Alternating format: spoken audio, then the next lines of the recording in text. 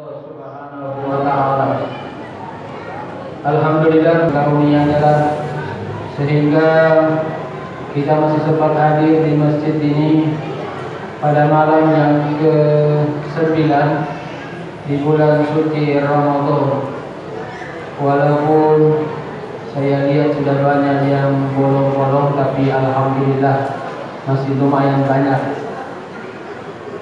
Salam dan salawat mari kita sama-sama kirimkan kepada junjungan kita Nabi besar Muhammad sallallahu alaihi wasallam, Nabi yang diutus oleh Allah Subhanahu wa taala di permukaan bumi ini sebagai rahmatan lil alamin, sekaligus sebagai suri tauladan bagi kita semua.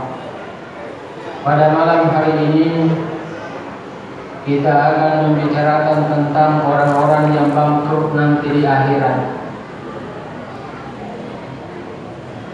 Kalau orang bangkrut di dunia, masih ada yang bisa menolong kita. Masih ada saudara kita, masih ada tetangga kita, masih ada orang-orang yang iba dengan kita. Karena ada beberapa orang yang harus kita kasihani. Termasuk salah satunya adalah orang yang tadinya kaya kemudian tiba-tiba bangkrut, itu harus dikasihani. Tapi kalau di dunia itu bisa berlaku. Tapi kalau di akhirat saudara yang dimuliakan oleh Allah, bahaya. Tidak ada yang bisa menolong kita. Oleh karena itu pada malam hari ini sebuah hadis Rasulullah sallallahu alaihi wasallam, beliau pernah bersabda, anna Nabi sallallahu alaihi wasallam atadruna mal muflis. Suatu saat Nabi bertanya kepada sahabat, atadruna mal muflis, siapa orang yang bangkrut itu? Kata para sahabat, qalul muflis, orang bangkrut itu adalah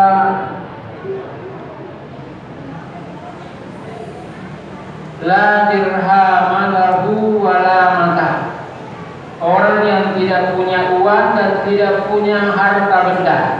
Itu menurut para sahabat. Tapi kata Rasulullah sallallahu alaihi wasallam, bukan itu orang yang bangkrut. Siapa dia yang bangkrut? Kata Rasulullah sallallahu alaihi wasallam, qalul muflis, orang yang bangkrut itu adalah ya'ti yaumal qiyamati bis shalah wa zakat wa siyam Ramadan, yaitu orang-orang yang datang pada hari kiamat dengan membawa pahala puasanya, membawa pahala sholatnya, membawa pahala zakatnya, tetapi banyak utangnya, banyak sangkutannya. Maksudnya apa saudara yang dimuliakan oleh Allah? Memang dia rajin sholat, memang dia sudah puasa, memang dia sudah membayar zakat, tapi saudara yang dimuliakan oleh Allah, banyak dosa yang dilakukan kepada sesamanya. Ingat, dosa kepada Allah Subhanahu wa ta'ala bisa hancur dulu dengan istighfar. Bisa kita musnahkan melalui sholat, melalui zakat, melalui haji, melalui baca Quran, melalui zikir. Dosa kepada Allah bisa diampuni oleh Allah. Tapi kalau dosa kepada sesama tidak bisa dengan istighfar. Jadi bagaimana caranya saudara yang dimuliakan oleh Allah? Ternyata orang-orang yang rajin sholat ini, orang-orang yang rajin puasa ini, orang-orang yang sudah berzakat ini, banyak dosanya kepada sesama. Yang pertama kata Nabi, qad syatama haja, dia di dunia pernah mencaci maki orang.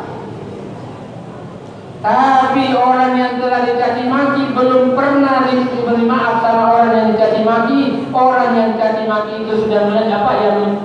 maki sudah meninggal, belum dimaafkan. Belum dimaafkan, nanti di akhirnya dia berperkara. Ya Allah, orang ini walaupun rajin sholat, walaupun sudah puasa, walaupun sudah berzakat, walaupun bolak-balik tanah suci haji, tapi dulu di dunia pernah dicaci maki saya. Sekarang saya protes, ya Allah jangan masukkan ke dalam surga. Ya kalau satu yang kita caci maki, kalau tiap hari kita caci maki orang, tiap hari kita marahi orang, kalau ada 10 yang protes kepada kita, maka habis seluruh pahala kita. Hilang puasa kita, hilang sholat kita, hilang zakat kita, diambil oleh orang yang telah kita caci maki. Maka bangkrut kita, saudara yang dimuliakan oleh Allah. Masih mending kalau cuma caci maki dosanya kita. Masih ada dosa lain. Yang berikutnya adalah kita juga menuduh orang baik-baik, suka memfitnah orang tanpa alasan yang benar. Itu sangat diharamkan oleh Allah Subhanahu wa Ta'ala. Menuduh orang berbuat jahat padahal dia orang baik tidak boleh dibenarkan kecuali ada saksi, paling minimal 2. Makanya Allah Subhanahu wa Ta'ala berfirman, al-fitnatu asyaddu minal qatli. Fitnah itu, menuduh itu lebih kejam daripada pembunuhan. Kalau tuduh saya pencuri, bisa saya bawa belur padahal saya tidak mencuri. Oleh karena itu waspada kita. Kita belum dimaafkan oleh orang yang telah kita tuduh, lalu kita meninggal, nanti di akhirat orang ini juga protes kepada Allah. Ya Allah, di dunia saya sudah berbuat baik, tapi orang ini menuduh saya tidak baik. Sekarang saya berperkara dengannya, ya Allah. Jangan engkau masukkan dia ke dalam surga. Kenapa? Saya belum memaafkan dia. Diambil lagi pahala kita. Diambil lagi pahala kita. Sesudah itu masih ada lagi yang protes. Wa akala mala hadza. Ternyata kita memakan harta dengan cara yang batil. Makan haknya orang. Ada punyanya orang kita kuasai. Apatah lagi sekarang susah dibedakan mana punya kita, mana punyanya orang. Kalau punyanya orang semua punya kita, punyanya kita tidak mau bilang punyanya orang. Banyak semacam panti asuhan berdok ingin memelihara anak yatim piatu, tapi pada hakikatnya menelantarkan anak yatim piatu. Ini sangat berbahaya. Kenapa? Wa akala mala hadza. Orang yang telah kita makan haknya, orang yang telah kita ambil bagiannya di dunia ini, nanti di akhirat juga akan berperkara dengan kita. Dia protes kepada Allah Subhanahu wa Ta'ala, ya Allah, dulu saya, bos saya itu bos, saya anak buahnya, tapi gaji saya tidak dibayar.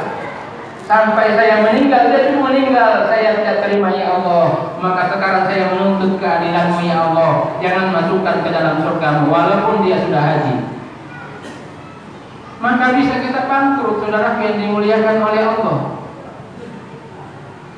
Ternyata habis pahalanya, habis pahala sholatnya, habis pahala zakatnya, habis pahala puasanya, pahala hajinya. Masih ada yang menuntut. Dosanya orang-orang yang telah dia berbuat dosa diberikan kepadanya. Tambah jauh dia dari surganya Allah Subhanahu wa Ta'ala. Oleh karena itu berhati-hati kita, saudara yang dimuliakan oleh Allah. Jangan sampai kita di dunia berleha-leha, sudah berpikir tentang surga karena saya sudah rajin sholat, karena saya sudah berpuasa, karena saya termasuk orang yang rajin beribadah, baca Quran luar biasa, tapi menyakiti tetangga. Apalah gunanya kita berdiri, apalah gunanya kita ruku, apalah gunanya kita sujud kalau tiap hari kita berkelahi? Di mana itu assalamualaikum ke kanan, di mana assalamualaikum ke kiri? Seharusnya semua di kanan kita selamat, di kiri kita selamat. Tapi kenapa banyak orang sakit lantaran kita? Banyak orang menderita lantaran kita. Oleh karena berhati-hati kita, jangan sampai kita kaya di dunia tapi bangkrut di hadapan Allah Subhanahu wa taala. Ingat, tidak ada yang bisa menolong kita di hadapan Allah Subhanahu wa taala kecuali amal ibadah kita. Tapi ingat, kalau dosa kepada Allah sekali lagi bisa diampuni dengan istighfar, tapi kalau dosa kepada sesama tidak bisa diampuni dengan istighfar. Harus kita jabat tangan dengan orang yang telah ketepati berbuat dosa. Dia bilang susahnya itu balik, memang susah. Makanya berhati-hati kita bergaul. Muliakan saudara kita, muliakan tetangga kita, muliakan tamu kita, muliakan bawahan kita, muliakan atasan kita. Itulah sesungguhnya manusia. Tapi kalau kita serakah, kalau kita egois, kalau kita tiap hari mengamuk, maka yang celaka adalah kita sendiri. Ujung-ujungnya kita bangkrut di hadapan Allah Subhanahu wa taala. Oleh karena itu, melalui malam yang ke-9 Ramadan ini, saya ingin mengetuk hati saudara-saudara saya. Mari kita merenungkan diri kita, kemana kita akan pergi, apa yang kita inginkan, dan mau kemana kita sesungguhnya. Siapa kita sesungguhnya? Kita ini adalah hamba Allah, bukan hamba harta, bukan hamba jabatan, bukan hamba nafsu. Tapi kita adalah hamba Allah Subhanahu wa taala. Suka tidak suka, mau tidak mau, saudara yang dimuliakan oleh Allah, ajal akan menjemput kita. Dan ingat, celaka 12 kalau ternyata kita termasuk orang-orang yang bangkrut di akhirat. Oleh karena itu, sebelum ajal menjemput kita, hati-hati perbuatan kita. Setiap orang kita minta maaf, maaf Pak, saya salah. Lebih mulia orang yang meminta maaf daripada orang yang orang yang memberi maaf daripada orang yang minta maaf.